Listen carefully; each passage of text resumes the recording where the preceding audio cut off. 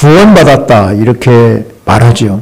여러분은 여기 오신 여러분은 구원받은 줄 믿으시기 바랍니다. 그러면 구원받았다는 의미는 여러 가지 측면이 있습니다.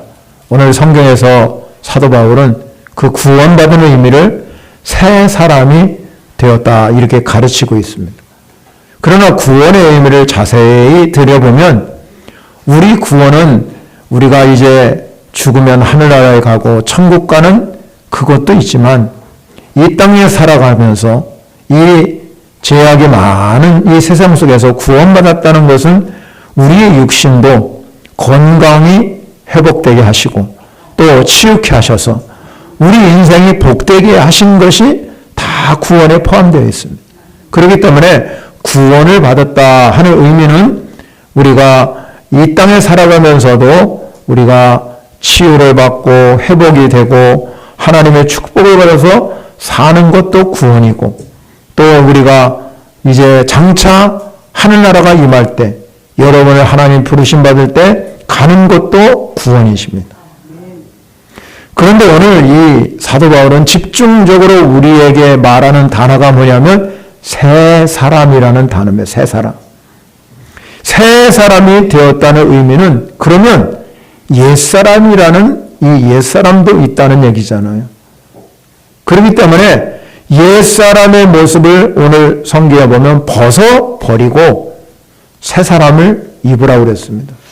즉 이 이야기는 우리가 구원받았다는 의미 속에 가장 핵심적인 것이 뭐냐면 새롭게 탄생됐다는 의미입니다. 예수님께서 니고데모가 찾아왔어요. 니고데모가 찾아왔을 때 어떻게 해야 거듭날 수 있을까 하는 질문이잖아요. 그때 예수님이 그 니고데모에게 답변한 것이 뭐냐면 물과 성령으로 거듭나야 된다. 즉 이 예수님이 말씀하는 것 물과 성령으로 거듭나고 올 때 이 니고데모는 이해하지를 못했습니다. 왜 이해를 못했냐면 아니 거듭난다는 것이 내가 이렇게 지금 어른이 됐는데 다시 어머니의 뱃속에 들어갔다 다시 탄생하는 거냐. 의아하게 생각했지만 예수님은 우리의 육신이 거듭나는 것이 아니라 우리의 영이 새롭게 탄생하는 의미입니다. 그렇기 때문에 우리가 오늘 여러분 읽은 본문 에베소서는 이미 신앙생활을 하는 사람들입니다. 그 에베소 교회 편지 쓴 거는 이 믿지 않는 사람에게 쓰는 서신이 아니라 이미 예수를 믿는 사람들에게 쓴 편지지요. 그런데 예수님을 믿는 이 교인들이 지금 사도 바울이 볼 때는 다 옛사람의 모습을 그대로 살아가고 있다는 겁니다. 그러면 이 옛사람으로 살아가는 이유는 도대체 뭘까 하는 겁니다. 왜? 이미 거듭났는데 이미 예수 믿고 구원받았음에도 불구하고 여전히 옛사람의 모습을 벗어나지 못하고 살아가고 있다는 겁니다. 우리가 이것을 이해하려면 우리의 몸을 이해할 수 있어야 됩니다. 우리의 몸은 제가 여러 번 말씀드렸지만 영과 혼과 몸으로 세 가지 요소로 구성되어 있다고 말합니다. 사도 바울은 영은 하나님의 영이라고 그러고 혼과 몸은 육신이라고 표현합니다. 원래 우리가 아시다시피 인간을 창조할 때 흙으로 사람을 지으셔서 거기다가 여러분 생기를 훅 불어넣으니까 인간은 뭐가 됐냐면 영이 생기게 됐다. 영이 생기게 됐다. 그래서 우리 안에 하나님의 영이 있었습니다. 그런데 우리의 조상인 아담이 그만 그 범죄함으로 인해서 그 영이 우리 안에 있는 영이 죽어버리고 말았습니다. 상실되고 말았다는 거예요. 그래서 우리가 영은 존재하고 있지만 이미 죽었기 때문에 육신적인 모습으로 살아가고 있다는 거예요. 즉 다른 말로 말하면 영은 있지만 기능이 없어진 거예요. 그러니까 우리의 육신만 가지고 이 땅에 살아갑니다. 그래서 예수 그리스도가 이 땅에 오셔서 우리를 위해서 십자가에 죽으셔서 우리의 죄값을 대신 지불해 주셨습니다. 그것을 우리는 뭐라고 하냐면 대속이라고 합니다. 대신 죽었기 때문에. 대속의 죽음이면서 우리는 어떤 일이 벌어졌냐면 속죄의 은혜를 받은 겁니다. 그냥 우리가 아무것도 아니지만 속죄의 은혜를 받아서 저와 여러분들이 예수님이 대신 죄값을 지불해 주셨기 때문에 이 자리에 계신 모든 사람은 속죄의 은혜를 받은 것입니다. 그리고 예수님이 거기서 끝났다면 아무 의미가 없는데 우리가 성경에 보면 3일 만에 부활하셨다고 그랬잖아요. 그러면 예수님이 3일 만에 우리의 모든 죄값을 다 치르시고 예수님이 죽으시고 3일 만에 부활한 이유는 뭐냐면 우리의 영을 회복하기 위해서. 우리 안에 그래서 부활 되신 예수님, 나는 부활이요 생명 되신 예수님이 우리 안에 거하실 때 여러분의 영이 회복하는 은혜를 경험하게 되는 줄 믿으시기 바랍니다. 그래서 우리가 예수 믿는 그 순간에 내가 구원받았습니다. 나 구원받았습니다. 하는 의미 속에는 새 사람이 되었다. 내 영이 새롭게 탄생되었다는 것입니다. 그렇기 때문에 우리가 영이 새롭게 영은 하나님의 영으로 충만해지는 그런 경험이 일어나게 됩니다. 그런데 여전히 이 에베소 교인들이 구원받았음에도 불구하고 여전히 옛사람의 모습으로 살아가는 이유가 도대체 뭐냐 이 말이죠. 오늘 본문에서 옛사람의 모습으로 살아간다고 그러잖아요. 그 이유는 단 한 가지입니다. 심령이 새롭게 되지 못했기 때문에. 이미 구원받아서 우리의 영이 하나님의 영으로 완전히 새롭게 탄생했습니다. 물과 성령으로 거듭났어요. 그런데 아직 우리의 심령이 새롭게 되지 못합니다. 그래서 로마서 12장 2절에 보면 너희는 이 세대를 본받지 말고 오직 마음을 새롭게 함으로 변화를 받아라 그랬습니다. 즉 우리의 영은 회복돼가지고 여러분이 구원받아 여기 있는 모든 우리 성도 여러분들이 예수 믿는 순간 내가 완전히 새롭게 영이 새롭게 회복하였습니다. 그런데 육신은 혼과 몸이에요. 우리의 혼과 몸은 여전히 변화가 일어나지 않는 이유는 바로 오늘 바울이 지적한 것처럼 옛사람 모습 그대로 살아가고 있는 이유는 내 마음이, 내 심령이 변화가 일어나지 않아요. 새롭게 되지 않았기 때문에 그럴 수밖에 없다는 겁니다. 오늘 바울이 그것을 우리에게 말씀해 주고 있기 때문에 여기 있는 우리 모든 성도 여러분들이 우리가 구원받았다면 반드시 새 사람으로 살아가는 성도 여러분이 되어야 될 줄 믿습니다.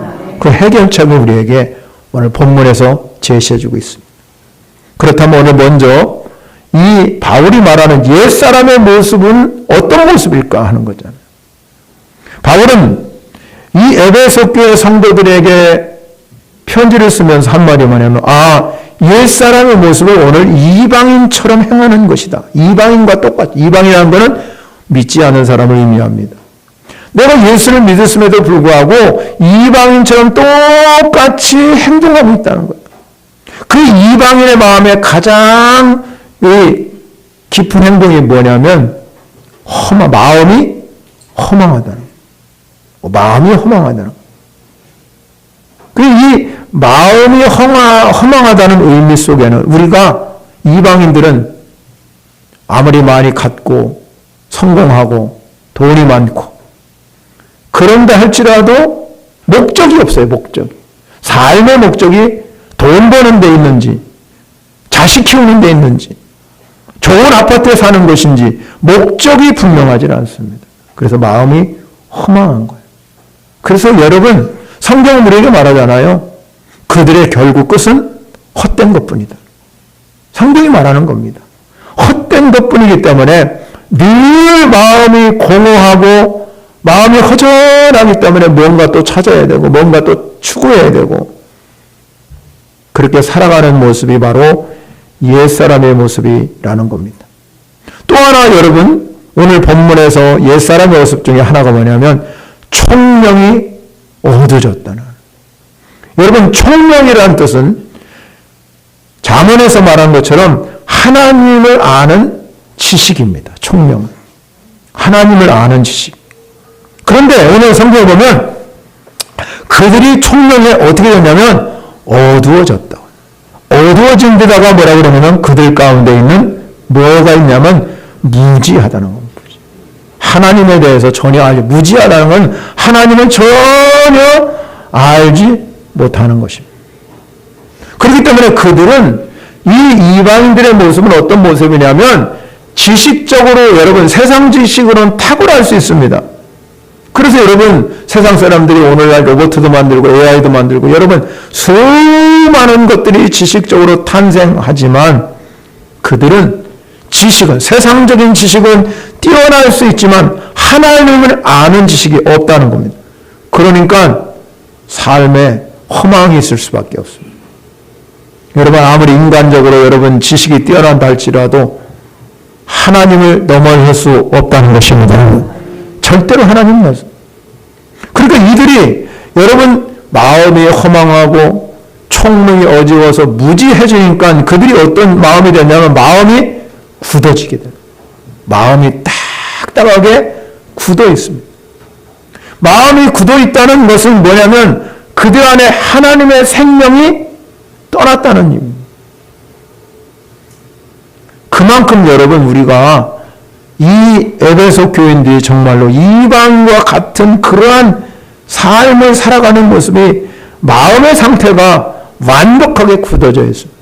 여러분 우리가 우리의 마음을 밭으로 표현하잖아요. 밭으로. 그럼 여러분의 마음밭은 네 가지 마음밭이 공존한다는 겁니다. 돌밭이 있고 길밭이 있고 가시덤불이 있고 좋은 밭이 있는데 여러분 마음 가운데 이 네 가지 맛이 다 공존하고 있는 겁니다. 그러면 우리가 길가밭이나 돌밭이나 가시덤불밭을 우리는 끊임없이 버려야 되고 좋은 밭을 가져셔야 됩니다. 그래야 마음이 굳어지지 않는 거죠. 그런데 여러분 우리 안에 길가밭이 생기든지 돌밭이 생기든지 가시덤불밭이 생기면은 우리 마음은 끊임없이 마음이 굳어지면 하나님 내 안에 거하지 않는다는 것이죠. 그렇기 때문에 사랑하는 성도 여러분, 우리가 이 마음에 굳어진 마음을 우리가 하나님께 예배하고 찬양하고 경배하고 기도함을 통해서 이 굳은 마음을 부드럽게 바꾸셔야 됩니다. 성경에 보면 모세 때 이 애굽을 지배한 사람을 우리는 통칭으로 바로라고 왕을 이름이 있는데 이 애굽 왕의 이름이 바로 왕이었습니다. 그런데 이 모세를 하나님이 보내셔가지고 10가지 재앙을 그들에게 보내셨잖아요. 그리고 이 자기 백성을 모세가 히브리 사람을 구원하려고, 히브리라는 뜻은 강을 건넌 자라는 뜻이라고 그랬습니다. 히브리라는 뜻은 강을 건넌 자이기 때문에 히브리인을 보내주기를 원했습니다. 그런데 바로의 마음이 끊임없이 강팍해졌습니다. 첫 번째 재앙, 두 번째 재앙 열려가면서 더욱더 강팍한 마음이 굳어져서 허락하지를 않았습니다. 그러니까 10번째 재앙은 무슨 재앙이냐면 장자를 죽이는 재앙이었습니다. 그리고 어쩔 수 없이 이 장자들이 다 죽으니까 어쩔 수 없이 히브리를 내보냈습니다. 그러나 역시 히브리를 어쩔 수 보냈지만 마음이 역시 굳어가지고 군사들을 동원해가지고 그들을 따라갑니다. 하나님 모세를 통해서 홍해바다를 가르는 기적을 일으키고 그 바다를, 그래 강을 건넌 사람이 히브리인이거든. 강을 건넜다 이 말이야. 구원받았다 이 말이야. 그런데 가다가 이 애굽인들은 수장되고 말았습니다. 그 결과가 뭡니까? 마음이 굳어진 결과예요. 그로 인해서 우리가 어떻게 살아가느냐? 오늘 이 바울이 마음이 굳어진 사람들의 삶의 모습이 19절입니다. 19절을 우리가 한번 큰 소리로 여러분 읽어보겠습니다. 시작. 그들이 강과 없는 여자가 되어 자신을 방탕에 방임하여 모든 더러운 것을 욕심으로 행하되. 아멘. 그들의 삶의 모습은 뭐냐면 감각 없는 자로, 감각이 없다는 감각. 내가 죄를 지어도 감각, 양심이 활 맞았다고 그러잖아요. 우리가 양심이 있는데 양심의 찔림을 받아야 되는데 양심의 찔림을 믿지 않는 사람들도요, 정직하게 살고, 여러분, 사치 않고 살고, 절제할 수 있는 힘이 뭐가 있냐면, 우리 안에 양심이 있기 때문에 그렇게 살아가는 거예요. 근데 여러분, 우리가 보면, 믿는 사람이, 여러분 여기 와서 기도하고, 찬양하고, 하나님께 예배하면서도, 온갖 거짓말 다 하고 사는 사람, 얼마나 많은지 몰라요. 여러분, 우리가 왜 그렇게 사느냐? 감각이 없기 때문에. 감각이 있다 그러면 절대 그렇게 살 수가 없는 거예요. 감각이 회복된 사람, 영적으로 감각이 회복된 사람은 우리가 죄를 지으면 금방 슬프게 합니다. 성령님이. 그래서 하나님께 회개하죠. 죄를 안 지을 수가 없지요. 우리가 육신을 가지고 있기 때문에. 그러나 하나님 앞에 다시 돌이켜서 하나님의 뜻대로 살려고 부단히 애를 쓰는데 감각이 없으면, 여러분이 아무리 이 자리에 와서 예배하고 찬양을 불러도 감각 없으면 세상에 나가면 세상 그대로 살아가는 거예요. 세상에 젖어서 하나님이 계신지 안 계신지도 모르고 그렇게 살아간다. 그러면 어떤 일이 일어나냐면, 오늘 성경은 뭐냐면 방탕에 방임한다. 방탕하게 사는데 그냥 방임한다는 내버려 두는 겁니다. 그대로. 방탕한 삶을 그대로 살아가는 거예요. 얼마나 여러분 사람다움을 포기하는 거죠. 거기다 더해서 뭡니까? 모든 더러운 것을 욕심으로 행한다. 욕심. 하나님은 이 사도 바울이 로마서를 쓰면서 로마서 1장에 적나라하게 욕심에 대해서 말합니다. 그 세 가지를 우리에게 말한다. 하나는 마음이 욕심이 많으면 정욕대로 그냥 하나님이 내버려 둔답니다. 그리고 하나님 부끄러운 욕심에 그냥 내버려 두고 상실한 마음대로 내버려 둔다. 이 얘기는 뭐냐면, 여러분들이 신앙생활하면서 인간다운 모습을 포기하고 사는 것과 다름없다. 이게 바로 옛사람의 모습입니다. 그래서 우리가 반드시 마음을 새롭게 함으로 변화받는 성도 여러분이 되시게 해야 됩니다. 그 옛사람을 벗어버릴 수 있어야 돼요. 그렇다면 오늘 이 사도 바울은 우리에게 뭘 이야기하냐면, 새 사람을 입고 살아야 된다. 반드시 새 사람을 입으려고 그러면 오늘 4장 22절에 뭐라고 그러냐면 이렇게 말합니다. 너희는 이 유혹의 욕심을 따라 썩어져가는 구습으로 따르는 옛사람을 벗어버려야 된다. 내가 여러분 새 것을 입으려면 내가 헌옷을 입은 것을 벗어버려야 돼. 옛사람을 벗어버리는 것과 똑같다는 거예요. 에베소 교회 성도들에게 말하는 게 뭐냐면, 너희들이 지금까지 뭐냐면 이 구습에 따른다. 구습에. 예수 믿었음에도 불구하고 끊임없이 내 삶은 옛사람의 모습 그대로. 왜 그러냐면 자꾸 유혹에 빠지기 때문에, 욕심에, 이 유혹에 자꾸 빠져가기 때문에. 하나님의 아담과 하와를 창조한 것은 완벽한 인간으로 창조했거든요. 하나님의 형상으로 완벽하게 창조하면서 뭐라면, 이 모든 동산에 있는 모든 것을 다 먹고 살아라는 거, 먹고 살아라. 마음껏 누리고 살아라는 거잖아요, 에덴 동산에서. 그러면 하나님께서 그들에게 이 두 나무를 보게 하셨습니다. 하나는 생명나무고 하나는 선악을 알게 하는 나무. 이 두 개의 나무가 동시적으로 하나님 보게. 그런데 이 생명나무를 계속 먹고 살면 영원히 사는 거지요. 그런데 그걸 선택 안 했습니다. 영원히 살 수 있는, 영원히 누리고 살 수 있는 걸 선택한 것이 아니라 뭘 선택했어요? 선악을 선택. 나쁜 거를 선택하고 말았다. 그래서 우리가 지금 옛사람, 유혹의 욕심을 따랐다는 것은 이미 아담이 그 유혹의 욕심에 빠져들어간 거잖아요. 그러니까 여러분 생명나무 안 먹고 선악을 알게 하는 나무를 먹고 살았다 이 말이에요. 그것이 우리에게 우리에게 남아있기 때문에 옛사람의 모습인 이 유혹의 욕심에 따라가 살면은 여러분 끊임없이 내가 유혹에 넘어가게 되는 거예요. 세상적인 방법으로 살아갈 수밖에 없다는 겁니다. 옛사람의 모습이 너무 좁기 때문에 우리는 거기에 끊임없이 젖어서 그 뜻대로 살아갈 수밖에 없는 모습이 바로 우리의 모습입니다. 그러면 우리는 과거의 방식을 따르지 말고 이 새 사람의 모습을 따라가야 될 줄 믿으시기 바랍니다. 그러려면 우리가 어떻게 해야 되느냐? 심령을 새롭게 해야 돼요. 마음을 새롭게 해야 됩니다. 여러분, 우리가 예수를 믿는 순간에 전자에 말씀드렸지만 하나님의 영이 내 안에 오셨다 이 말이에요. 회복했다 이 말이에요. 새롭게 되었습니다. 근데 여전히 내가 예수를 믿고 구원받았음에도 불구하고 옛사람이 유혹의 욕심을 따라서 구습을 따라가는 옛사람의 모습을 사는 이유는 뭐냐면 내 심령이 새롭게 변화되지 않을게. 여러분, 심령이 새롭게 되어야 될 줄 믿습니다. 그러려면 하나님 말씀 안에 거해야 돼요. 하나님 말씀 안에 계속적으로 거하고, 여러분 왜 이 주일에 왜 예배합니까? 일주일 동안 내가 육신적인 삶, 영을 가지고 있지만 육신적인 삶을 살아가다 보면 세상에 여러 가지 어려운 상황을 만나게 되고 세상의 유혹과 세상의 여러 가지 것들이 나한테 들어오기 때문에 지치고 힘들고, 그러다가 주일에 오셔서 하나님께 예배하면서 찬양 부르고 기도하고 말씀 듣다가 새롭게 변화가 일어나는 거예요.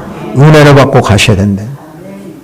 내가 내 안에 하나님 은혜가 거하기 시작하면 나도 모르는 사이에 하나씩 변화가 일어나기 시작합니다. 그게 우리가 이 의미를 뭐냐면 성화의 과정이다. 성화하는 과정이라고 말합니다.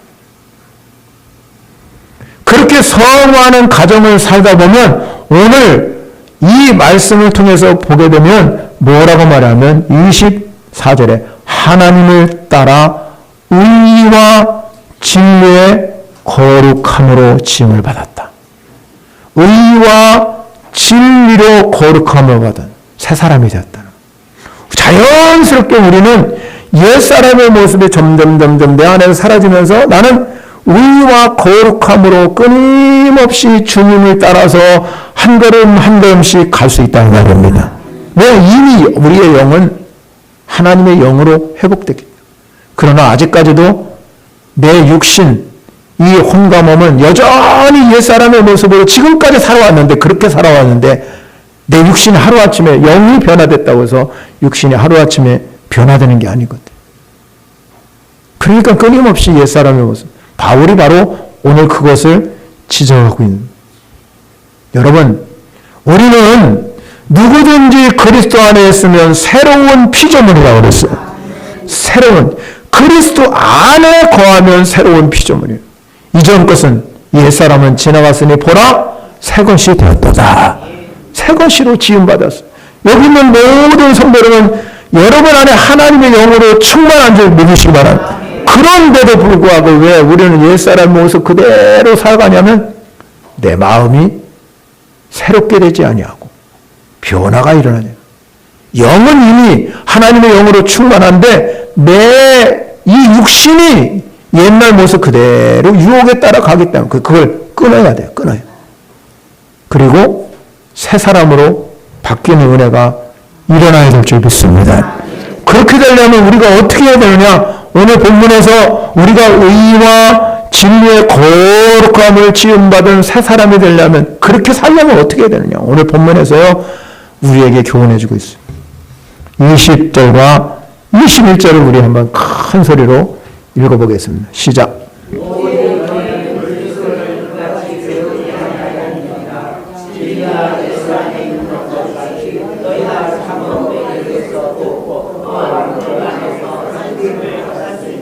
아멘. 할렐루야. 자, 여기서 우리가 주목할 단어가 세 가지입니다. 다 같이 따라합니다. 듣고, 배우고, 가르침을 받고. 아멘. 다 같이 다시 한번 듣고, 배우고, 가르침을 받고. 아멘. 자, 우리가 영은 하나님의 거듭난 영인데 내 육신은 지금까지 살아온, 여러분이 만약에 10살에 구원받든 20살에 구원받든 지금까지 살아온 방법이 옛사람 그 사람 있잖아요. 근데 이거는 변화가 잘 안 일어난다 이 말이에요. 자꾸 욕심에 따라가고 세상을 따라가고 세속화되고 아니 내가 분명히 거듭난 이 예수 믿는 사람인데도 불구하고 여전히 옛사람에서 살아가는 이유는 내 안에 마음이 새롭게 변화가 일어나지 않기 때문에. 그럼 어떻게 되냐면 듣고 배우고 가르침을 받아요. 로마서 10장 17절에 그러므로 믿음은 어디서 나느냐? 들음에서 나는. 믿음은 여러분 내가 믿습니다. 그럴 생각인 게 아니라 믿음도 은사요, 믿음도 은혜예요. 은혜. 믿어지는 게 은혜예요, 여러분. 그러니까 믿어지는 것이 은혜이기 때문에 여러분의 믿음은 어디서 나냐? 들음에서 나는. 말씀을 계속 듣다 보면 나도 모르는 사이에 믿음이 생기는 거예요. 들으면 믿음, 그리스도의 말씀으로 말면 하나님의 말씀은 요한복음 1장에 태초에 말씀이 계시니라 이 말씀은 하나님과 함께 계셨으니 이 말씀이 곧 누구냐? 하나님이시라. 그러니까 하나님 말씀이 곧 누구예요? 하나님이십니다. 그 말씀을 여러분이 들을 때 하나님이 믿어지기 시작합니다. 믿어져야 됩니다. 그러면 우리의 심령이 끊임없이 말씀에 거하기 때문에 새롭게 가는 성화의 과정을 거쳐서 내 신앙이 점점 나도로면서 믿음이 생성되고 또 믿음이 생성되고 믿어지기 시작하고 믿음의 결단을 하게 되고 믿음대로 살아가는 거예요. 그래서 베드로전서 1장 23절 띄워줘 보세요. 같이 큰 소리를 읽습니다. 시작. 너희가 거듭난 것은 썩을 씨로 된 것이 아니야 썩지 아니야 씨로 된 것이 살아있고 항상 있는 하나님 말씀으로 되었느니라. 아멘. 자, 썩어지지 않을 씨로 아까 마음밭 길가밭 얘기했잖아요. 씨가 뿌려지는데 길가밭에 떨어지면 안 된다고 했어요. 돌밭에 떨어지면 더 안 됩니다. 가시떨기 나무에 떨어지면 안 되는 거예요. 어디에 떨어져야 돼요? 좋은 밭, 옥토에 떨어지셔요. 그래야 그 말씀이 살아서 30배, 60배, 100배 열매가 맺어지는 줄 믿으시기 바랍니다. 그것이 바로 새 사람을 입은 거예요. 옛 사람을 벗어버리고 새로운 모습으로 변화가 일어나려고 그러면 우리의 육신이 마음이 새롭게 되므로 끊임없이 변화해야 됩니다. 끊임없이 죽을 때까지. 여러분의 성격은 예수 믿어서 십자가의 보혈로 용서받았다 할지라도 변하지 않습니다. 바울이 그래서 뭐라고 하냐면 십자가에 매일 정과 욕심을 못 박았느니라. 정과 욕심을 매일같이 못 박는다는 이유는 뭐냐면 내 성격은 변하지 않아요. 여러분 성격 변하면 참 좋게요. 안 변합니다. 그런데 그거를 감싸는 것은 하나님의 성품이에요. 성품. 그런데 성품은 변화될 수 있습니다. 그래서 하나님의 성품이 나를 성격을 감싸서 변화시키려면 여러분 안에 하나님의 말씀이 거해야 됩니다. 하나님 말씀. 하나님 말씀 뭐라고 했습니까? 히브리 기자가 말하는 살아있고 활력이 있어서 좌우에 날선 어떤 것보다 예리하여 혼, 영, 관절, 골수까지 찔러서 쪼개기까지 하고 우리 마음의 생각과 뜻을 판단하시는 것이 하나님 말씀이에요. 하나님 말씀이 여러분 안에 들어오면 그것이 생명이 되고 그것이 축복이 되고 그것이 영광되고 그것이 하나님의 역사를 이루는 말씀이 된다. 그러면 나를 자꾸 내가 변하는 게 아니라 말씀이 내 안에 거하니까 이게 생명이 되니까 하나님이니까 끊임없이 내 육신을 내 마음을 새롭게 변화시키는 거예요. 그래서 말씀이 꿀송이보다 닮은 말씀이 되는 거예요. 말씀이 꿀송이보다 닮다고 그랬겠습니다. 그 이유는 내가 말씀 안에 거해 보니까 이게 능력이 되고 축복이 되고 역사가 일어나고 기적이 나타나고 삶의 은혜가 다 들어가요. 그러니까 말씀이 내 안에 거하니까 꿀송이보다 단 거죠. 그런데 여러분 거기에서 하나님이 말씀이 내 안에 거하는 걸로 끝나는 것이 아니라 성령님을 나에게 또 보내주셔가지고 성령님이 나를 붙들고 계셔. 나를 인도하게 되고 내가 어려울 때 힘되시고 이 성령이 끊임없이 내 안에 오셔서 너 잘한다, 너 참 행복하게 살아가거라, 너 축복받는 사람이라고 낙심하지 않게 만들고 나를 자꾸 격려하는 분이 성령님이에요. 우리가 예수 믿고 나서 여러분 저주 안 된다, 율법적으로 살아가면 안 돼요. 제가 설교를 하면서 지금까지 살아가면서 설교하면 나는 절대 저주의 메시지 안 된다 이런 얘기 한번 해본 적이 없어. 왜 성경이 그렇게 얘기해? 여러분 안에 성령님이 나에게 막 격려하는데 너 잘 될 것이다, 행복할 것이다, 축복받을 것이다, 사랑할 것이다 그러지. 너 사람 미워해라, 너 이렇게 하면 안 된다, 이렇게 하는 성령님이 아니라 이 말이에요. 성령님은 나를 끊임없이 격려하고 있습니다. 내가 질병에 걸렸을 때 절대 그 질병에 죽지 않는다, 너 회복시켜주고 다 치료할 것이다. 그러게 성령님이잖아요. 여러분의 가정이 하나님의 날마다 행복하고 정말 넘치는 사랑, 자녀들도 그렇고 여러분 남편 아내 다 하나님 성령님이 끊임없이 격려하는데 이 육신이 끊임없이 거절하는 거예요. 여러분 거절. 마음을 새롭게 해야 성령님은 나와 함께 역사하는 거예요. 하나님 나와 동역자니까 성령 나와 그러니까 어려울 때 힘들 때마다 성령님 나와 함께 해주십시오. 내가 일해야 되잖아요. 하나님은 그렇게 살라고 하는데 육신을 볼 때는 낙심이 되고 실망이 되고 정말로 어느 때는 여러분 힘들 때도 있잖아요. 그럴 때마다 여러분 성령님을 의지하세요. 성령님이 일하시길. 내가 일하는 게 아니라 성령님 일하십시오. 문제가 해결되지 않을 때 하나님 내가 붙들고 씨름하지 마시고 성령님 다 도와주시는 분이잖아. 성령님이 내 안에 오셔서 역사하는 분이잖아요. 그 성령님 문제 해결해 주세요. 성령님 이것들 다 주님이 성령님 앞장서서 그러려면 여러분 안에 말씀이 거하셔야 돼요. 하나님 말씀으로 충만하면 나도 모르는 사이에 심령이 자꾸 새롭게 변화되기 시작. 그게 성품의 변화가요. 성격은 그렇다 할지라도 성품의 변화가 끊임없이 일어나면 내 생각이 바뀌잖아요. 생각이 바뀌시자면 어떤 일이야? 나는 잘 될 것이야. 나는 진짜 행복하게 살 수, 하나님 그거 원하니까. 성령이 그렇게 원하잖아요. 그러니까 그렇게 살아가기를 원하는데 지금 이 사도 바울이 볼 때 지금 이 에베소 교회는 그렇게 안 살아. 너무 힘들게 살아. 그러니까 새 사람을 의와 거룩함을 새 사람. 내 힘으로 할 수 없지만 말씀이 내 안에 거하고 성령님이 도와주시면 새 사람을 입고 살 수 있다는 거예요. 바울이 디모데에게 편지를 마지막으로 쓴 게 디모데 후서잖아요. 띄워줘 보세요. 자, 이렇게 얘기해요. 디모데에게 마지막 디모데 후서는 마지막 이 바울이 순교하기 직전에 쓴 글이 디모데 후서예요.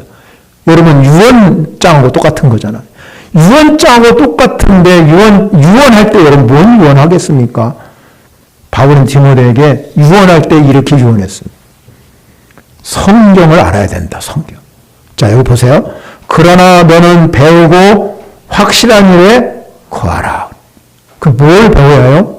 성경을 배워라. 아까 얘기했잖아요. 듣고 배우고. 너는 누구에게 배운 것을 알아야 된다. 누구에게서 가르침을 받으라고 그랬잖아요. 여러분 성경을 배워야 됩니다. 그리고 15절에 보면 이렇게 말합니다. 또 어려서부터 뭘 알았어요? 성경을 알았나니. 성경은 능히 너로 하여금 그리스도 예수 안에 있는 믿음으로 말미암아 구원에 이르는 지혜가 있게 하느니라. 구원에 이르는 지혜책이 성경책이에요. 구원은 아까 얘기했죠. 내가 예수 믿고 천국 가는 것만이 이 땅에서도 모든 것들이 회복되고 치유되는 것도 구원이에요. 마귀로부터 승리하는 것도 구원이에요. 16절, 17절을 같이 읽어보겠습니다. 시작.